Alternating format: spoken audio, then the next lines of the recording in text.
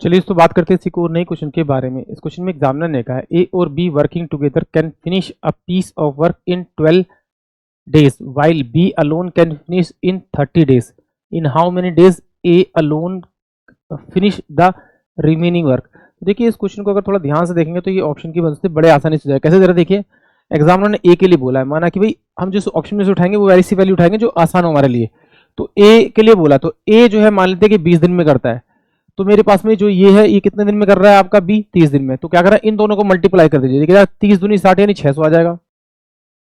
इन दोनों को जोड़कर भाग कर दीजिए यानी कितना 50, तो 12 पंजे 60 यानी 12 दिन।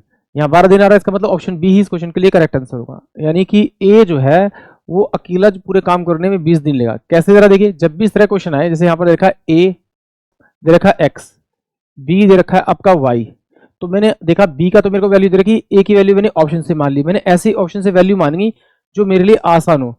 तो मैंने क्या किया, इन दोनों टाइम को मल्टीप्लाई किया, एक्स इंटू में वाई किया और इन दोनों को ही जोड़ के भाग कर दिया, एक्स प्लस का वाई कर दिया। तो ये मेरे पास में 12 के बराबर आना चाहिए। अगर आ रहा है तो वही इस क्वेश्चन का करेक्ट आंसर होगा, नहीं तो फिर सिंपल सी बात है। एग्जामिनर ने कहा ए प्लस का बी जो है वो 12 दिन में करते हैं और ए जो है इस पूरे काम को कितने दिन में, आपको सॉरी बी इस पूरे काम को 30 दिन में करता है, ये एग्जामिनर ने दिया हुआ है। तो दोनों का एलसीएम निकालेंगे तो एलसीएम कितना आएगा 60, 12 पंजे 60 और 30 दूनी 60। तो एग्जामिनर कह रहा है ए कितने दिन में करेगा, तो टोटल काम कितना कराना है 60 कराना है।